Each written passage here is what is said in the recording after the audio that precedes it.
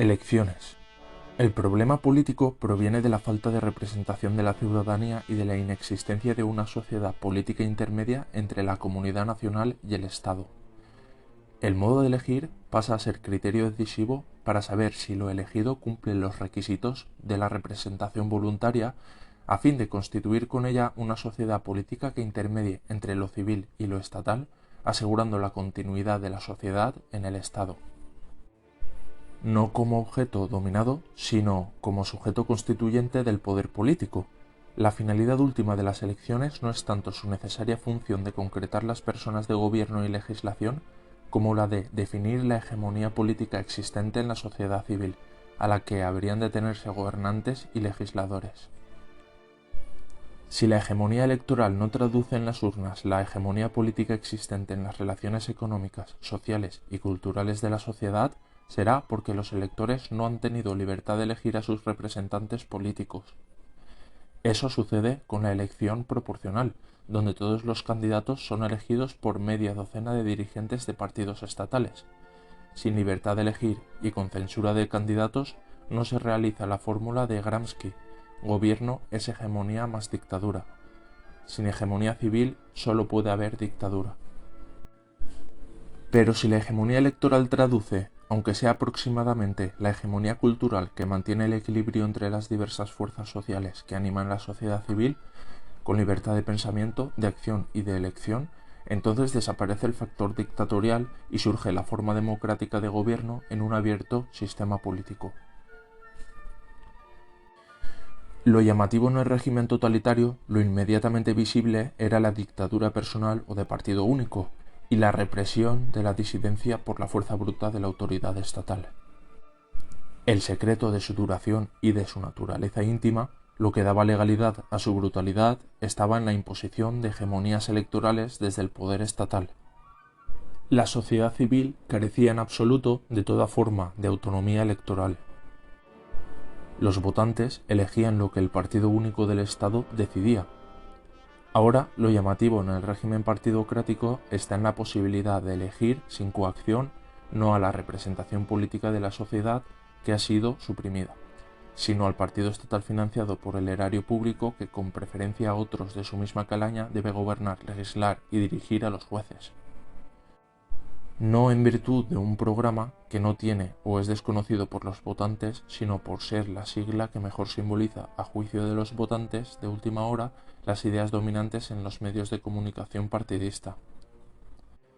El secreto de su duración está en la falta de control institucional del poder gubernamental y en la inexistencia de alternativa de gobierno en el periodo interelectoral. Esta observación, que puede hacer el más vulgar analista, evidencia que el eje de rotación gubernamental, el que mantiene el equilibrio interno de dictaduras y partidocracias, está en el sistema electoral de representación proporcional por listas de partido. Este sistema produce dos efectos indefectibles. Uno de ellos, que todo el mundo puede ver de modo inmediato, impide la representación política de los electores en aras de la autorrepresentación de los partidos que hacen las listas de candidatos. Otro, más difícil de percibir a causa de la confusión marxista de considerar al Estado como si fuera la sociedad política, elimina la posibilidad de que ésta emerja de la sociedad civil y pueda realizar la mediación entre el poder estatal y la comunidad nacional. Sin una sociedad política donde se forjen las hegemonías culturales de las ideas dominantes, sean o no las de la clase dominante, todo gobierno es dictadura permanente de un partido estatal o dictaduras por turno de dos partidos estatales solos o coaligados con pequeños partidos también estatales.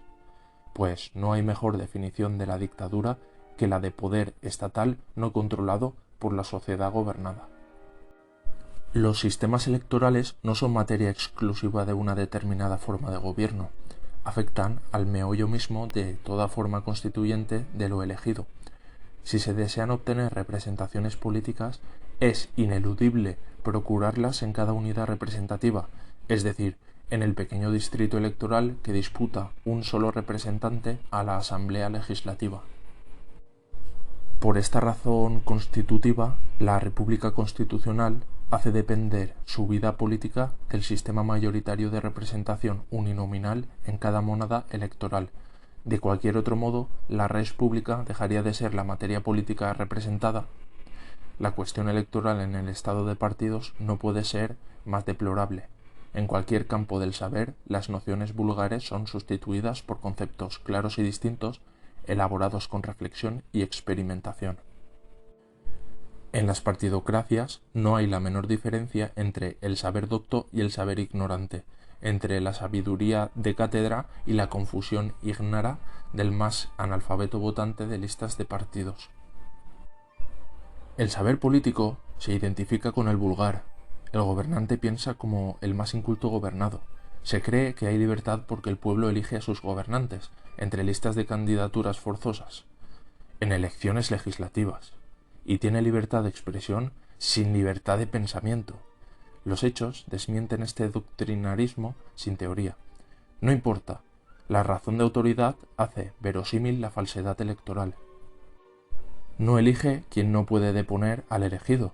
Es tan absurda la confusión de elección libre con elección predeterminada en listas de candidatos impuestos, tan enorme el disparate de identificar adhesiones y elecciones, que la elección partidocrática ha tenido que fundarse en la fe de carbonero partidista, derivada de la tradicional fórmula de la absurdidad, credo quia absurdum.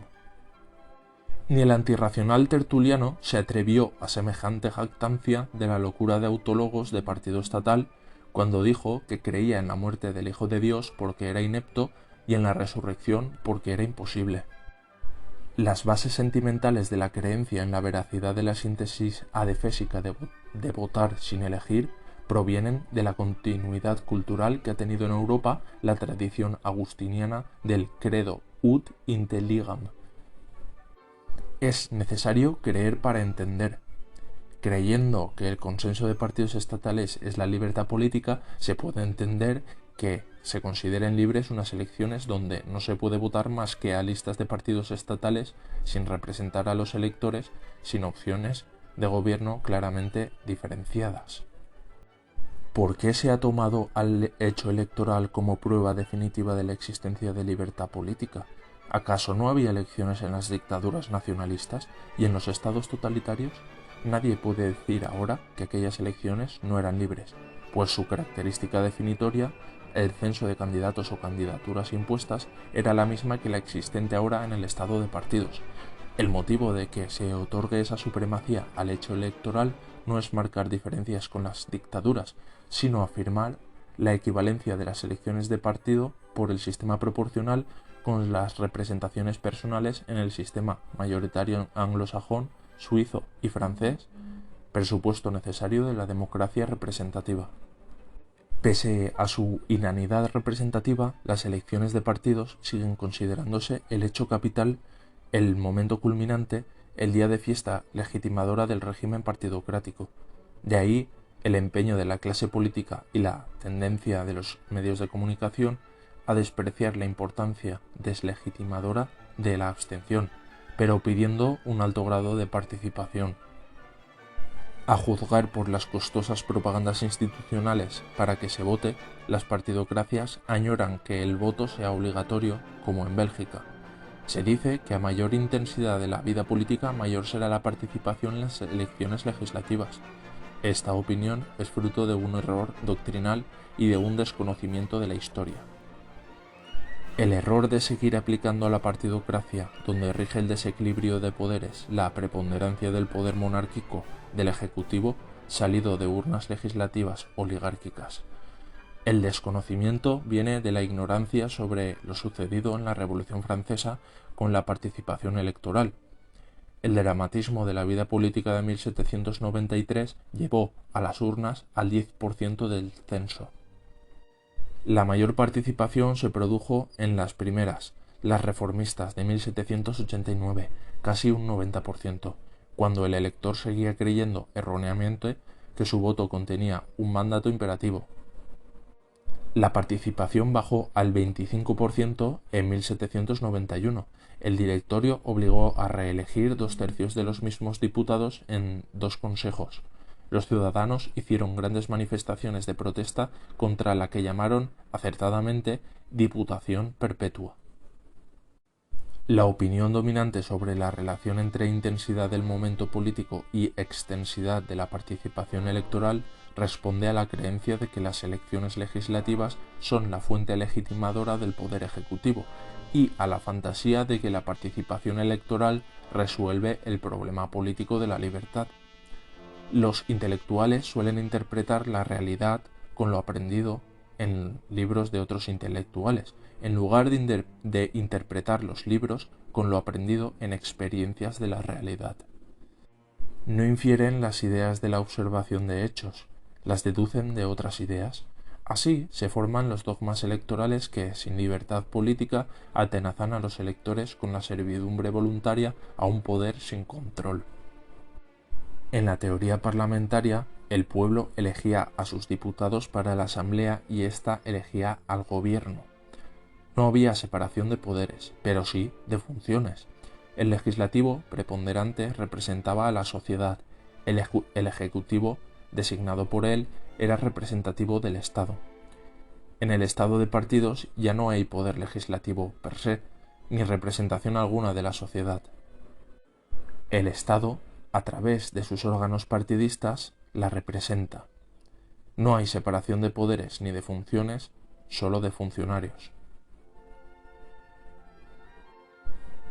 El monopolio del poder transitorio de un partido estatal ha sustituido la dictadura permanente del partido único. El jefe del partido ganador en las elecciones legislativas dispone de los tres poderes del Estado. En la llamada democracia de partidos no hay poder legislativo ni judicial independientes de los criterios decisivos del partido gobernante. Son meras potestades subordinadas al poder ejecutivo.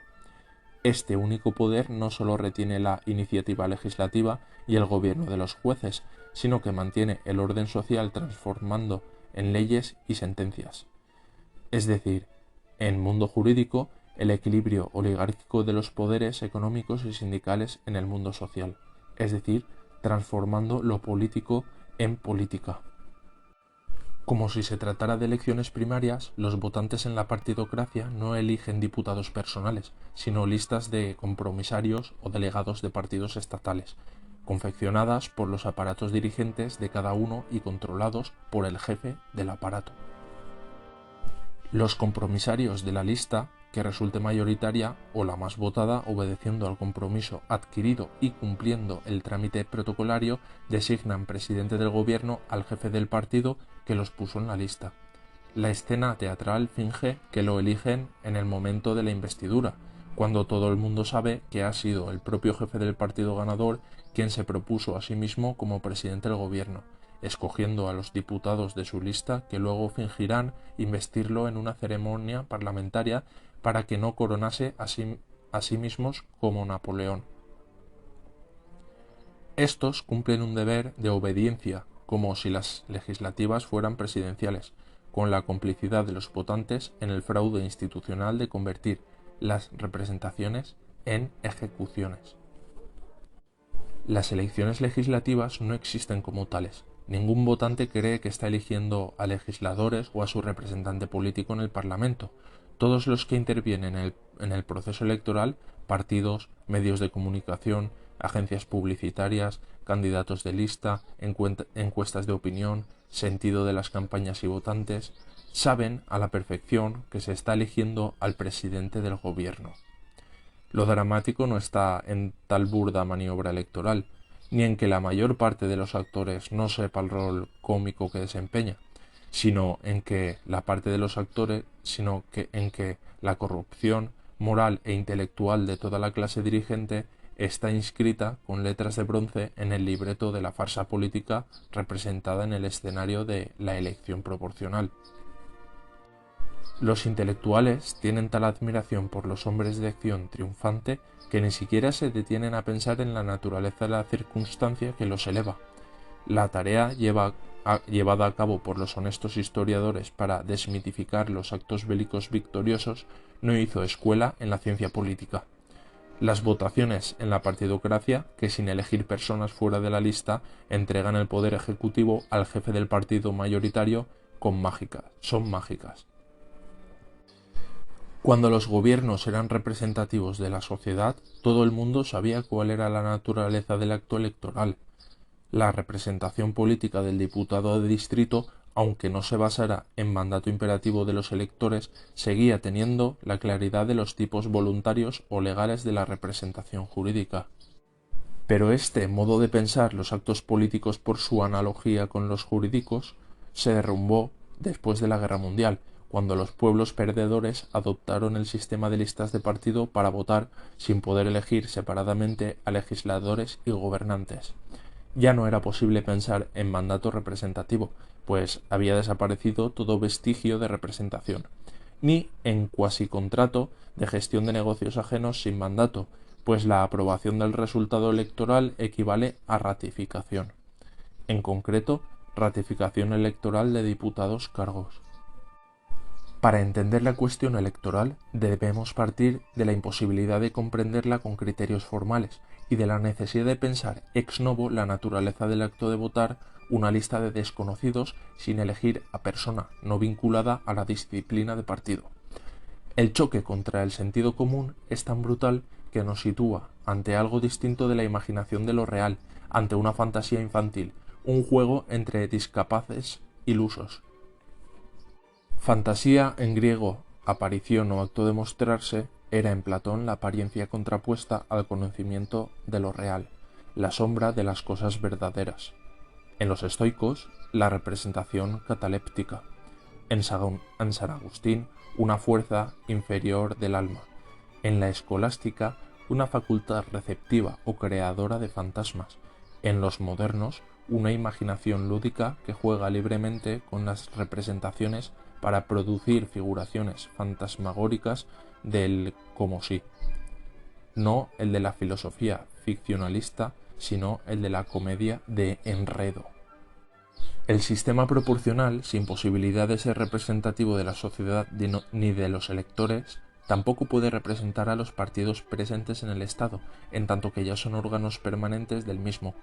Los partidos, incorporados a la estructura del Estado, realizan la proeza ubicua de estar en misa estatal y repicando a misas electorales, o sea, de estar doblemente presentes en el Estado sin representar nada de la comunidad nacional, de la sociedad civil ni de los electores. Lo están como órganos permanentes en la estructura del Estado y como órganos transitorios de sus funciones según la cuota electoral obtenida.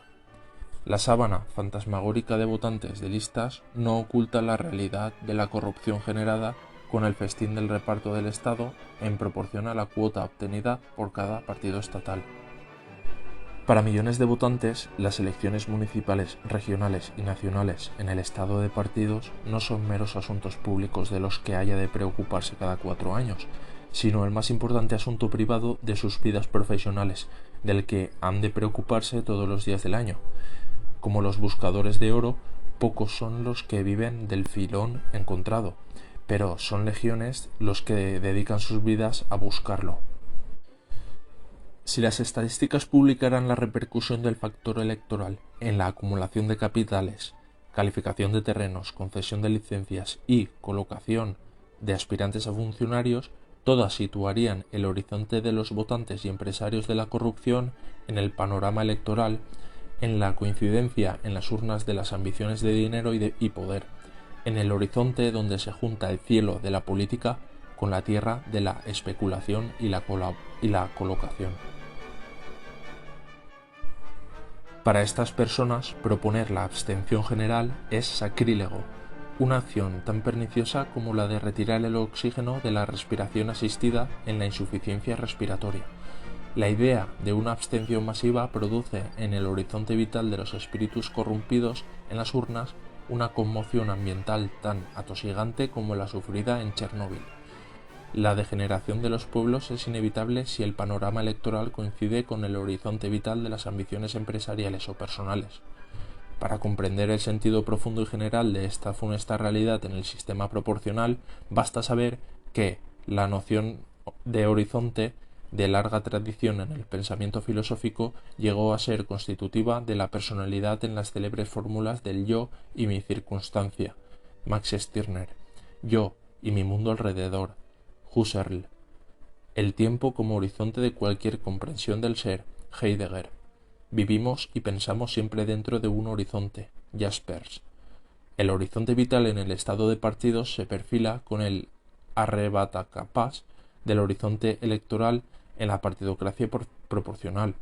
Las empresas planifican su oportunidad de corrupción como las personas en la vecindad del partido ganador. La decadencia cultural está motivada, entre otras razones de orden educativo y de trastorno de valores, por la generalización del horizonte electoral en tanto que definidor del horizonte personal. El horizonte histórico marca la línea de adecuación del estado del conocimiento social a las aptitudes de los gobiernos y aspiraciones de los pueblos. Dada la inadecuación entre la magnitud del conocimiento actual y la insignificancia cultural de la clase política, al horizonte histórico ya no lo perfila una línea horizontal. El paisaje lo dibuja una sinuosa cordillera de corrupción y de incompetencia.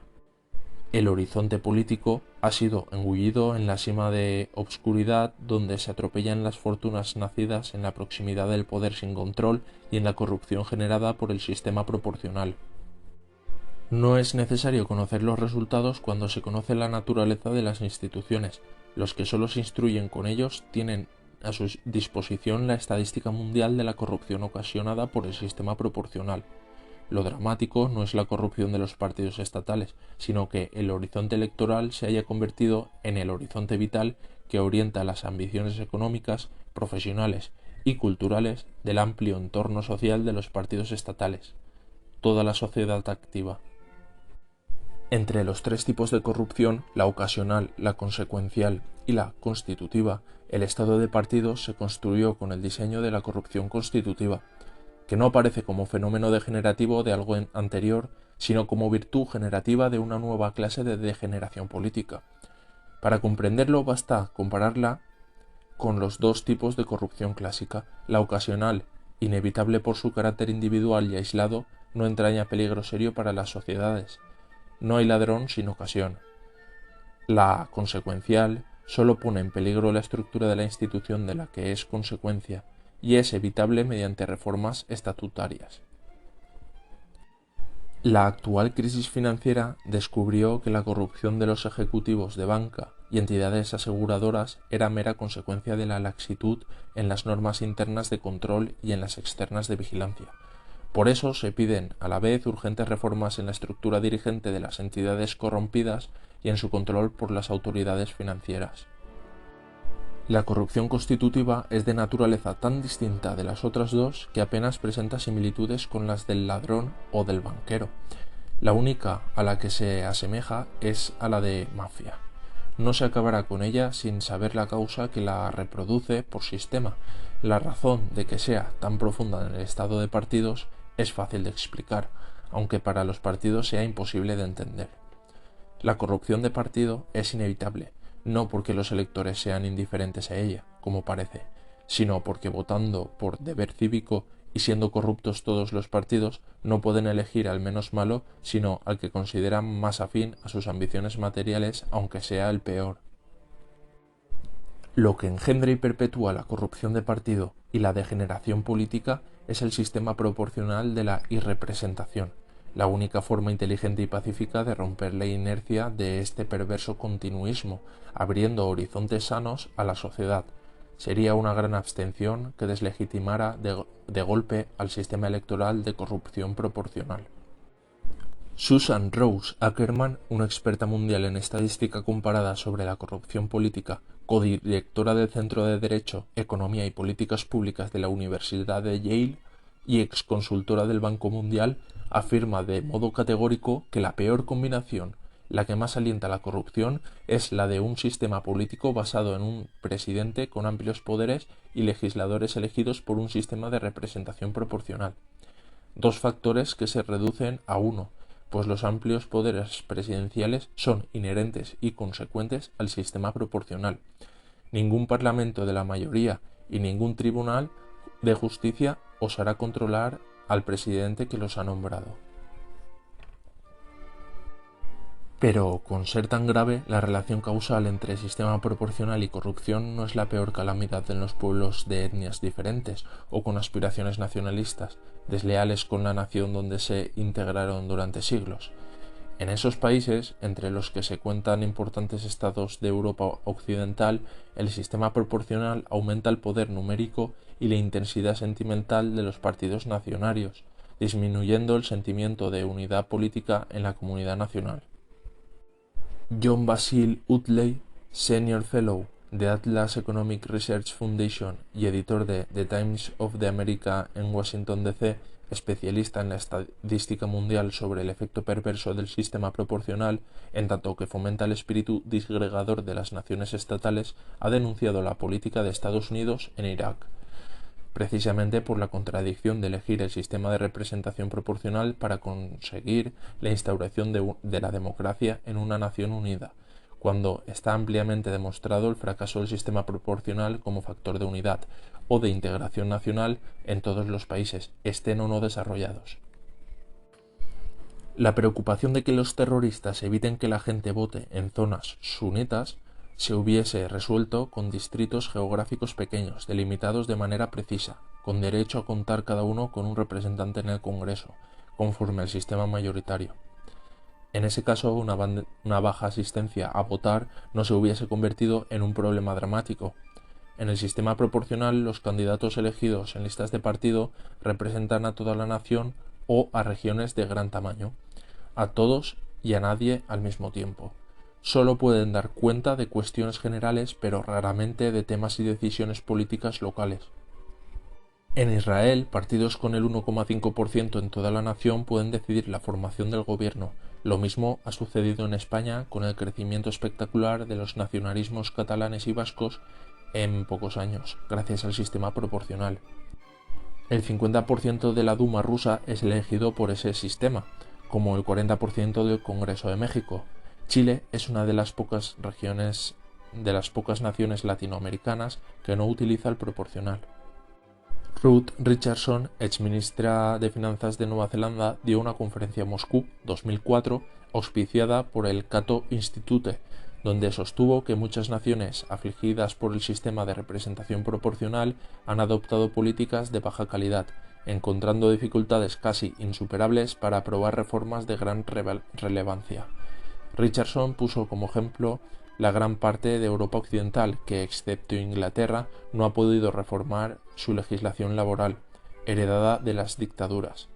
El sistema de representación proporcional jamás puede unificar naciones o grupos sectoriales de la sociedad, fomenta el partidismo y el nacionalismo independentista. La pretendida integración estatal desintegra la sociedad.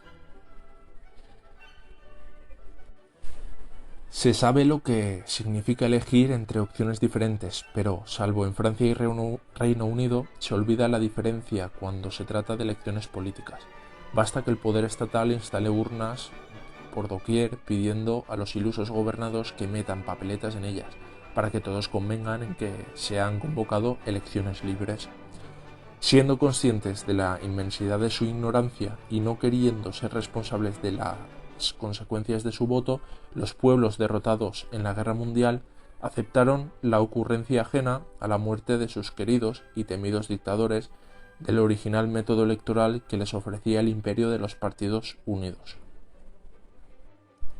Superando en realismo a la ficción del contrato social y en eficacia a la mismísima democracia directa de Rousseau, el método proporcional creó la irresponsabilidad de electores y gobiernos. ¿Cómo asegurar que en nombre del pueblo se cometan actos fraudulentos o crímenes de Estado? Sencillo, con sistemas electorales donde los electores no sean representados por los elegidos y solamente los partidos sean elegibles como representantes de sí mismos. Lo que estos hagan después de votarlos, su mal gobierno, su mala legislación y su mala administración pública no podrá ser imputado a los electores. Será responsabilidad exclusiva de los elegidos sin representación del elector. Ese es el profundo atractivo de las elecciones por el sistema proporcional de listas de partidos. Los más famosos juristas alemanes llegaron a sostener en las décadas de los 50 y 60, en plena Guerra Fría, que el estado de partidos había sacrificado la antigua representación política de los sistemas liberales al sueño de Rousseau, mediante la moderna integración o participación de las masas en el régimen de partidos, sin partículas de representación.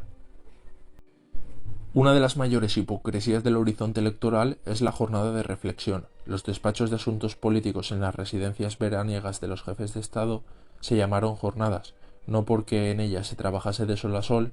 La palabra jornada procede de la lengua de Oc, donde jorn significaba diurno, sino en recuerdo de las campañas militares que alejaban a los monarcas de sus cortes palaciegas.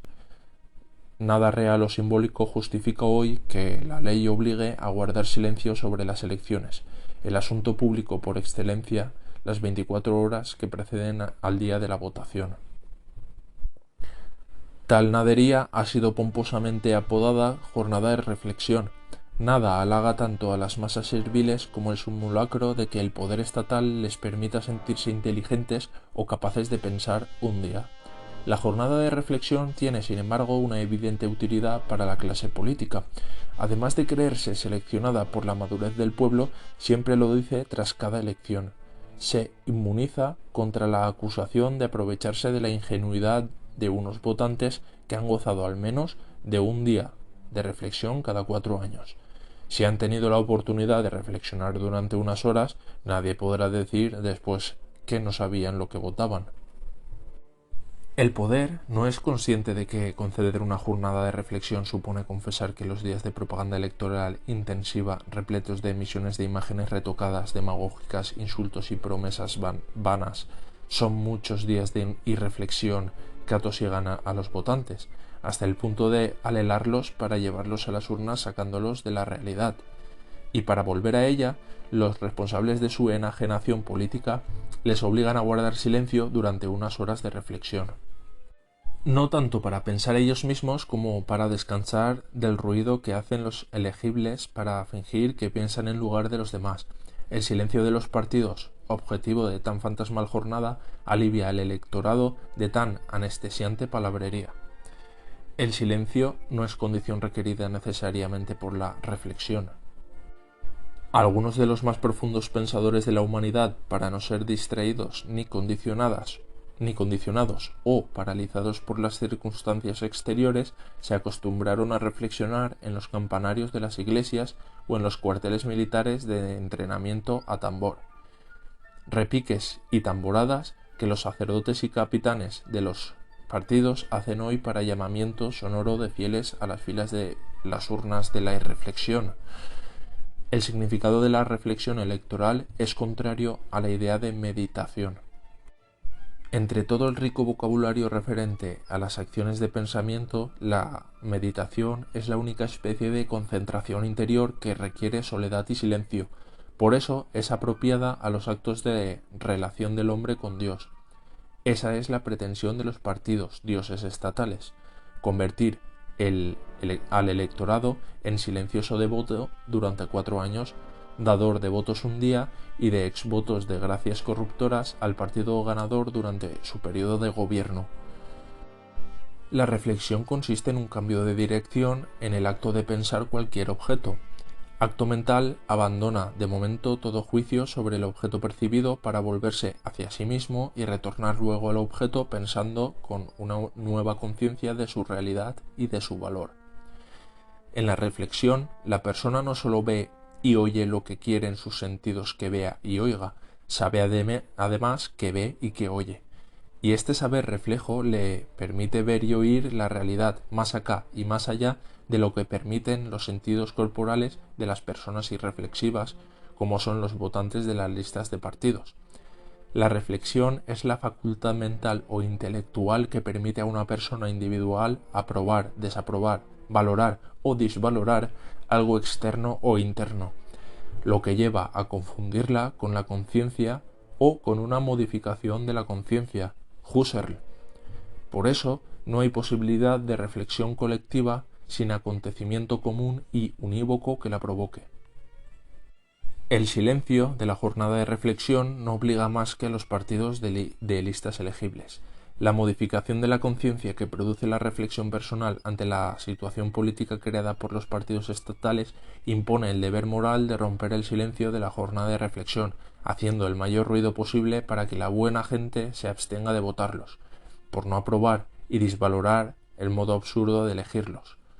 A diferencia de las acciones rutinarias de la vida profesional, donde los individuos actúan según modos heredados o aprendidos, la acción de votar está impulsada por sentimientos devotos en personas de diferente talento mental y condición social. Diga lo que diga la propaganda mediática, las elecciones son totalitarias si de las urnas solo puede salir el partido o la combinación de partidos estatales que detente todos los poderes del Estado. Yerran quienes identifican lo totalitario con el totalitarismo, pues aquel es compatible con un régimen de libertades personales, a condición de que no exista libertad política colectiva. Esto ocurre cuando la política está reservada en exclusiva a un oligopolio de partidos estatales. Se explica así que lo totalitario se haya podido mantener con tanta facilidad en las urnas de los estados de partidos que sucedieron al estado total o a las dictaduras de partido único. Schumpeter creía que las personas inteligentes en sus profesiones se comportan como niños ante las urnas. Siendo gratis, no saben que en ellas comprometen sus intereses personales. En el acto de votar consumen el comprimido de la mercadería política producida durante 4 años.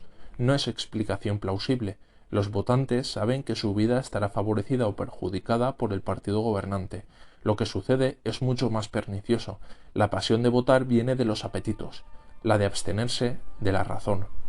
Solo los creadores, los autores de algo que antes de ellos no existía, es decir, artistas, científicos, filósofos, pensadores o inventores de artefactos útiles, piensan en el sentido de lo que están haciendo. Los mejores profesionales practican una especialidad que ellos no han descubierto ni creado. No se preguntan por su sentido. Los votantes acuden a las urnas sin pensar en el significado de lo que hacen. Dan por supuesto que eso no es de su incumbencia. La acción de votar les viene impuesta por una ley que ellos no han creado ni estudiado. Votan para mantener la casta partidista de unos profesionales de la política, a los que, no siendo iguales en poder, quieren verlos como iguales en casa. No se preguntan por qué votan a listas de partido, sino por qué prefieren al jefe de partido que más les agrada o menos les disgusta. Ignoraron que no votando hoy se acercan a la posibilidad de elegir mañana. No quieren saber que el sentido de su voto, reunir en el jefe de un partido todos los poderes del Estado, es preferir lo totalitario a lo libre. El secreto de la inteligencia profesional y del conocimiento especializado reside en esta paradoja. El hábito de pensar en lo que estamos haciendo exime de pensar en el sentido de lo que hacemos. Los instintos de placer y de aprender encuentran amores y vocaciones, pero quien escoge no ama lo que desea. Quien prefiere no encuentra lo que busca. Solo elige quien obedece a un impulso de libertad y verdad. El amor a la libertad y a la verdad impide que la buena fe pueda votar en las elecciones de partidos. En ellas no se elige la representación de los electores, solamente al partido que tenga todos los poderes del Estado. La buena fe humanista y la inteligencia de la libertad no votan lo que no aman. En Roma, una familia aristocrática importó el humanismo griego con escándalo de la cultura rural republicana. Lo más original del Renacimiento fue el humanismo de la herejía hermética del cristianismo, que a través del arte penetró en el Vaticano. Pero el cristianismo no puede ser humanista sin contradecirse. La necesidad de redención es creencia tan atractivamente humanitaria como antihumanista, pues no confía en la salvación humana por su propio esfuerzo. El espíritu europeo, alimentado con el dualismo cartesiano, dejó cojos los andares humanos. La pierna derecha, con botas de 7 leguas, avanza sobre las cosas extensas de la economía, la técnica y la naturaleza. La izquierda, de zocos en colodros, se arrastra cargada con las cosas intensas del espíritu, la dignidad y la religión. El humanismo nació en China como armonía del ritmo de la hora física con el ritmo de la hora moral. La diferencia del humanismo hindú con el chino consistía en que aquel era una religión y una moral sin historia, mientras que este era una política, una historia y una ética. Gandhi introdujo la política y la historia con un ardid humanista. No el de la resistencia pasiva y boicot a las manufacturas inglesas, eso concernía a la acción práctica, sino el de convicción acorde con la religiosidad india. Convenció a las masas de que la independencia era dignidad y lealtad consigo mismo y de honorabilidad con los demás, antes que un asunto político o de logro material. En esa época, dos últimos tercios de los años 40, Europa experimentó lo peor de la humanidad y la India lo mejor del humanismo, de aquel antihumanismo totalitario que aniquiló todo germen de espiritualidad europea nació el estado de partidos, con urnas abiertas y libertad de elección cerrada. La no violencia institucional pide la honorabilidad y el humanismo de la abstención electoral. El tema de la abstención no se reduce a la dimensión pública de la ética personal y de la racionalidad de las conductas sociales. Tiene consecuencias políticas que han de ser previstas y encauzadas con una estrategia inteligente de abstención activa. Desde un punto de vista sociológico, la abstención es un fenómeno complejo. Pertenece a ese tipo de conductas sociales que algunos economistas de gran influencia en Sudamérica durante las décadas de los 70 y 80, como Albert O. Hirschman, Salidas, Voz y Lealtad, consideraron básicas en las estrategias del desarrollo económico. Con relación a todas las instituciones creadas para expresar demandas, aspiraciones, contestaciones y protestas, partidos, sindicatos, asociaciones, agrupaciones, los abstencionistas, a causa de su actuación individualista y motivada en razones diferentes, carecen de representación colectiva. Nadie puede hablar en nombre del inmenso grupo social en el que confluyen sin integrarse. El hecho de no tener portavoz no solo les priva de eficacia para rentabilizar el resultado deslegitimador del régimen político, sino del atractivo principal que agrandaría hasta cifras inimaginables el número de abstencionistas. Bajo el estado de partidos, el humanismo se cultiva por necesidad de legítima defensa en el acogedor jardín de la abstención. Si pudiera existir un partido de la abstención, con un programa de acción para sustituir el estado de partidos por la República Constitucional, las urnas quedarían casi vacías, con los votos de los que viven exclusivamente de los partidos estatales. Las deserciones de millones de individuos aislados darían lugar, con un punto común de referencia, a una protesta unitaria de poder irresistible, pero un partido de la abstención caería en la antinomia del vocero. La multiplicidad de voces abstencionistas llegaría a desposeer de su voz al partido abstencionario. Mientras que para el anarquismo la abstención electoral era una mera consecuencia de su ideología apolítica, para los repúblicos abstencionarios no puede ser más que una táctica transitoria de deslegitimación del sistema proporcional.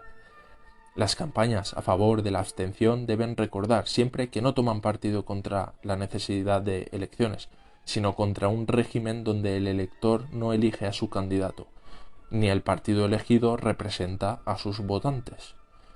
La dignidad de la abstención se funda en la repugnancia moral de participar en un timo o fraude electoral.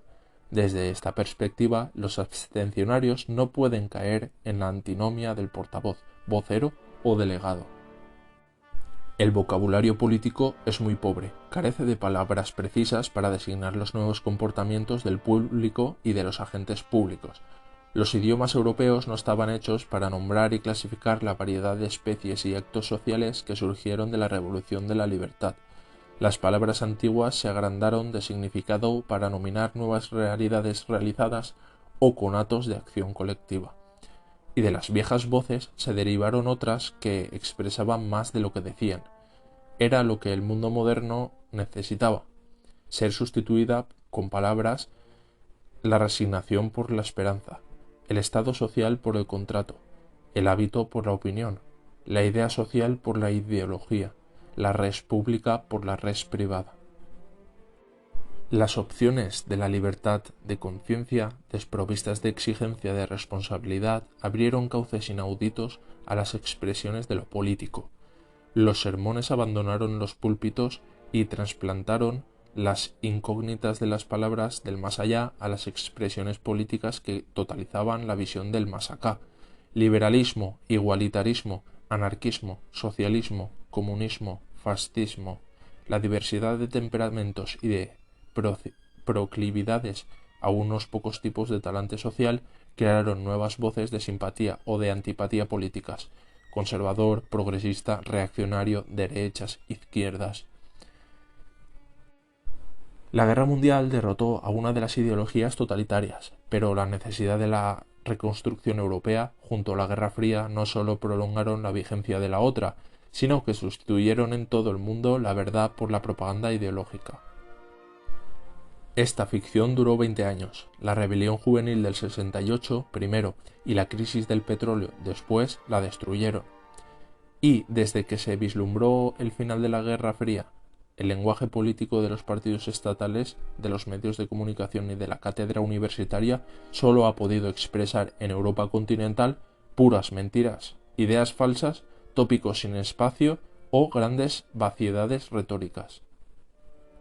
Los tratados y comentarios políticos hablan hoy con particular idiotismo. La inteligencia o la variedad de cualquier escritor se reconocen enseguida por su vocabulario. Quien es capaz de llamar democracias a simples votaciones que también se realizan en cualquier régimen de poder, sea oligárquico o dictatorial, no solo demuestra su culpable ignorancia de lo que designan las voces república, democracia y elecciones, sino, sobre todo, su falta de escrúpulo comunicativo y moral en el uso del idioma. Se debe recordar que las elecciones y el sufragio universal no fueron conquistas de la democracia, ni pueden ser por ello sus atributos definitorios. La democracia se llama representativa porque es heredera de la representación política inherente al sistema parlamentario. Las elecciones son la esencia del liberalismo y para la democracia política un requisito sine qua non. Con separación de poderes, lo propiamente democrático es decidir por mayoría sin consenso. La voz, abstención, privarse de hacer o tener no pertenecen exclusiva al vocabulario político, al contrario de lo que le sucede a la palabra abstinencia, cuyo uso se restringe al terreno religioso o moral. Sin embargo, fue en su acepción moral donde la abstención cobró antaño dimensiones políticas con la ideología anarquista y ahora muestra su inadecuación para designar la conducta de los que, sin asomo de acracia ni de apatía política, dejan de actuar a las urnas para no ser cómplices del fraude electoral. Dada la cantidad de personas que no votan en el sistema proporcional de listas de partido, se hace necesario distinguir con una palabra nueva la posición activa o la actitud positiva de quienes no solo se abstienen de participar en el actual simulacro de votar sin elegir, sino que lo hacen de modo consciente, activo y público, para intentar que ninguna persona decorosa tome parte en la farsa, haciéndose partícipe de semejante superchería. Se abstienen para poner fin al engaño, deslegitimar al régimen partidocrático y propiciar un movimiento ciudadano que promueva el restablecimiento de la manera tradicional de elegir un solo diputado por distrito pequeño o monada social, mediante el sistema mayoritario de elección uninominal. En el estado de partidos, la tradicional palabra abstención sigue siendo expresiva de las actitudes ácratas ante las invitaciones a entrar por las ranuras que la oligarquía gobernante abre a la candidez gobernada. También es vocablo adecuado a los estados psíquicos de la indiferencia o de abulia que hacen imposible toda elección de preferencias, toda formación de voluntad individual o colectiva.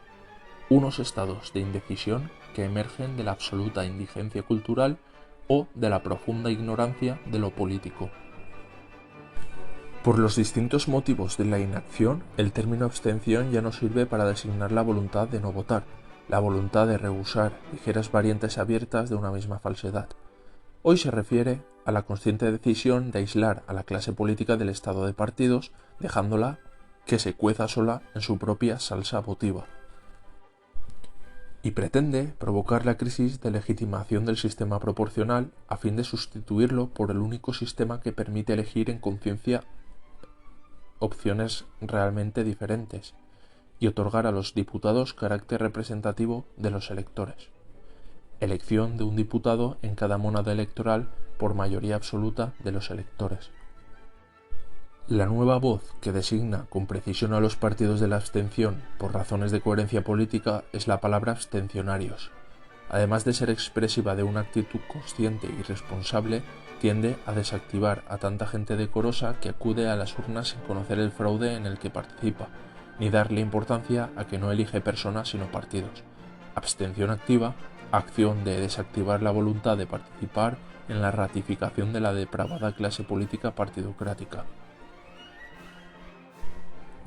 El voto en blanco desprecia todas las candidaturas, pero aprecia el sistema electoral por listas de partido.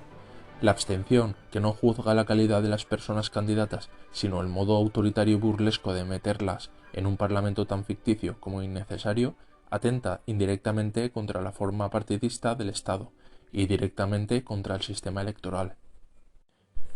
Dejar de votar no es privilegio moral de los republicanos, sino un derecho de las personas coherentes que no quieren votar sin elegir, ni ratificar partidos irresponsables sino escoger representantes responsables. Personas que no pueden verse como menores en una representación legal, sino como mayores en una representación voluntaria. Que les repugna participar en una farsa electoral cuyos resultados jamás serán representativos de la sociedad civil, que rehúsan ser cómplices de un fraude con apariencias de representación y que solo es doble presentación de los partidos en el Estado, que no quieren financiar con sus impuestos a los partidos adversarios de su ideología personal, que desaprueban a los partidos estatales que se reparten el poder según las cuotas obtenidas en las urnas. Cuando es consciente de la naturaleza activa y de la negatividad particular que expresa, la decisión de no acudir a las urnas constituye un acto colectivo de gran trascendencia política y de gran valor cívico. Lo consciente tiene mayor calado intelectual y moral que lo simplemente voluntario. La negatividad crítica, si no es actitud permanente como en el anarquismo, constituye un requisito previo a la innovación política. La abstención es enemiga de los partidos de integración de las masas en el Estado, pero no de los partidos de representación, como en Estados Unidos, Gran Bretaña, Francia y Suiza. Mientras que en estos países una pequeña participación electoral no quita a los partidos su carácter representativo, en los estados de partidos una participación inferior al 50% del censo electoral los priva de su potencial integrador de las masas, en virtud del cual se justificó su conversión en órganos del Estado. Los partidos estatales que no superan en conjunto la mitad del censo dejan de ser necesarios al Estado y devienen enemigos mortales de la sociedad. No es que pierdan legitimidad, pues esa cualidad nunca la tuvieron, sino que dejan de ser eficaces, lo peor que le puede suceder a una maquinaria estatal. Dos aspectos de la abstención han sido desconocidos o maltratados. Uno, de carácter teórico, la capacidad creadora de la negatividad inherente a la abstención transitoria. Otro, de carácter práctico, la autocondena del régimen que atribuye la abstención a factores extrapolíticos como la circunstancia climática.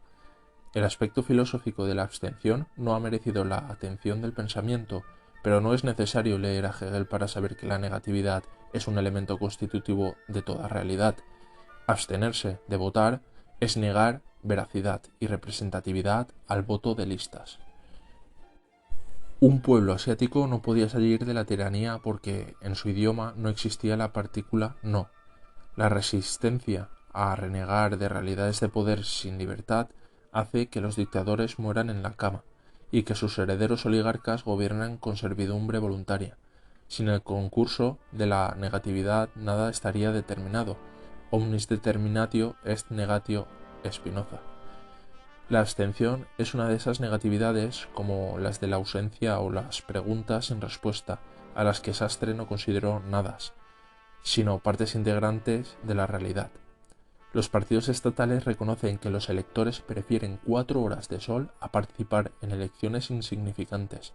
Es la parte integrante de la realidad que hace fracasar la integración de las masas en el Estado, como pregonan y pretenden las constituciones. El significado político de tan falsa explicación está en que los gobernados hedonistas no se moverán para salvar a los partidos estatales en caso de una grave crisis de Estado. Se considera criminal la abstención de condenar el terrorismo, una reprobación que la opinión pública no hace cuando se trata de crímenes comunes. Preferible al ruido de voces protocolarias donde no hay protocolo. El silencio es el único modo de expresar sentimientos íntimos cuando la palabra sana es flatus voci ante la determinación terrorista. Millones de personas se dignifican con significados silenciosos, en la inundación de voces irritadas por la impotencia de los gobiernos ante cada atentado. Voces que añaden a su inutilidad el eco buscado por el terrorismo. Finalidad de sus crímenes. La publicidad mediática cumple el propósito terrorista. El terror se propaga por quienes están en la creencia de que abstenerse de condenar a los criminales constituye un acto delictivo de omisión. La ley de sospecha, vivero de la guillotina durante el Gran Terror, cimentó la dictadura con la materia social temerosa de las denuncias del vecino. La nobleza moral no tiene miedo a que su silencio sea tomado aprobatorio del crimen. Las manifestaciones contra el terrorismo adquieren sentido en las regiones donde los terroristas tienen una base social de apoyo y refugio, o donde la política represiva del terror sea tan equivocada que las manifestaciones se dirijan contra la ineficacia o la brutalidad de los gobiernos. Más alarma social que el terror produce la condena del silencio, en virtud del falso adagio de que quien calla otorga. Bárbara mutilación del aforismo canónico medieval, quien calla otorga sí, y sólo sí podía y debía hablar. Los códigos penales lo han incorporado en la definición del delito de omisión, exigiendo que el omitente infrinja un especial deber jurídico o una específica obligación legal de actuar. Si los jueces estiman digna de represión alguna omisión sin esos requisitos legales, están obligados a abstenerse de todo procedimiento contra ella. En España, una ley del Estado de partidos prohíbe y castiga no condenar verbalmente al terrorismo. Como las grandes verdades sociales que no quieren ser escuchadas, los dolores morales que impulsan la compasión por las víctimas del terrorismo, son pudorosamente mudos. Las sonoras palabras no acuden a la boca de sinceros pensamientos, ni a la expresión de profundos sentimientos, y los silencios de las almas angustiadas con los dolores ajenos, como los propios agravados en la oscura noche de insomnio, anuncian la aurora de esas buenas acciones y sentimientos que dicen más hablando menos. A primera vista puede parecer que el tema electoral propio de la democracia no debe ser tratado en una teoría pura de la República Constitucional, pero sucede que las elecciones constituyen la acción y el momento donde la materia de lo político, es decir, lo estatal y republicano, se contrae y concreta en materia de la política, es decir, en acción legislativa y de gobierno. Por eso decía Carl Schmitt, en la obra citada, que las elecciones muestran la esencia de lo político, yendo incluso más allá de las instituciones estatales por su capacidad de lograr la identidad entre gobernantes y gobernados, y la representación de estos por aquellos. Esta doctrina de Schmitt, tan poco definida, tan poco refinada, le permitió sostener la peligrosa falsedad de que bolchevismo y fascismo son antiliberales, pero no antidemocráticos. Contradicción insuperable, pues además de confundir democracia formal y democracia material, no percibe que donde hay identidad, que es la forma sublimada de la presencia de un sujeto en otro, como el de sistema proporcional de identificación del votante con un partido, no puede haber representación alguna. Schmitt no comprendió lo que la jurisprudencia alemana consagró después como esencia del estado de partidos, o sea, la sustitución de la representación de algo por la integración identificadora de un todo. En estos años de fracaso evidente de las pseudodemocracias de partidos, tipificadas por la corrupción sistemática y la baja calidad o la ausencia de debates parlamentarios, algunos intelectuales socialdemócratas tratan de poner de moda una corriente de opinión, bajo el lema de teoría de la república deliberativa, con la pretensión de sustituir, o mejor dicho, de ampliar y mejorar las bases sociales que intervienen en la elección de la representación política. Aun reconociendo la buena intención de los promotores de esta teoría, sus propuestas no tienen el realismo ni la coherencia de las clásicas interpretaciones de la democracia participativa, cuyo fracaso práctico ha sido patente. Por estar centrada dicha teoría en el problema de la representación política y en la baja calidad de los debates parlamentarios, se hace aquí una crítica somera pero radical de la República Deliberativa, no porque esta idea sea doctrinalmente incoherente, como lo es, sino por la fama mundial de sus defensores. La acuñación de un nombre intercambiable por la de democracia deliberativa delata ya su inconsistencia conceptual y su carácter ideológico socialdemócrata. La llamada República Deliberativa confunde una forma de Estado con la democracia, que es una forma de gobierno. Propone una república deliberativa frente a lo que llama elitismo democrático, sin importarle que la esencia de la política esté en lo decisorio, al que la deliberación se dirige. Que la república sea el modo de estar instalada la libertad política en el Estado y no en un proceso deliberativo. Que el problema de la democracia no es que sea elitista, sino que no existe. Y que la democracia representativa no tiene sustituto.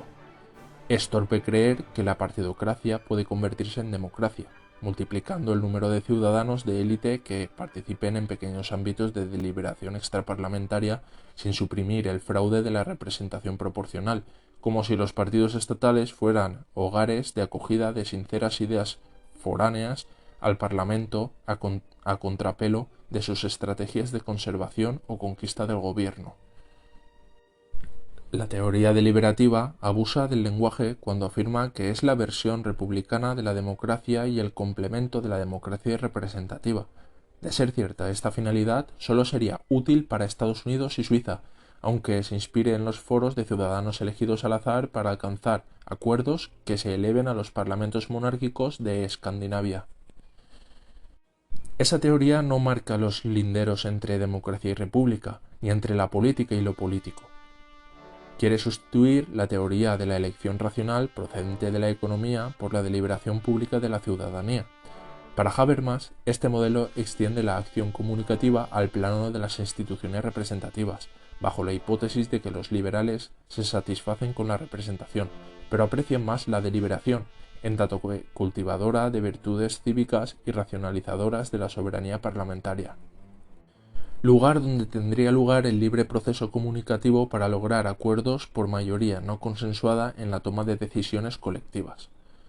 Buscamos la identidad del hecho republicano en lo político, y al final del camino nos topamos con la nueva teoría socialdemócrata que lo identifica con lo deliberativo.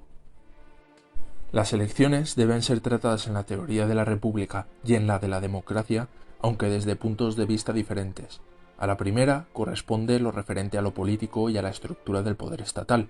A la segunda, lo concerniente a la coyuntura, momento y situación de la política, concebida como aspiración a dirigir el ejercicio y el control de todo poder estatal. Son dos teorías complementarias. Por ser de carácter estructural, la teoría de la República Constitucional, reino de lo político, aspira a tener rango científico. Por ser formal y regulativa de las funciones estatales, la teoría de la democracia, reino de la política, sólo puede ser científica si es consecuencia del mismo principio republicano que ha separado todos los poderes del Estado, para equilibrarlos y controlarlos por los gobernados. Este mismo principio funda ambas teorías, la republicana y la democrática, con el único método de la distinción entre el campo de lo político, equivalente a lo público, y el de la política, situado en el ámbito del control del Estado por los ciudadanos.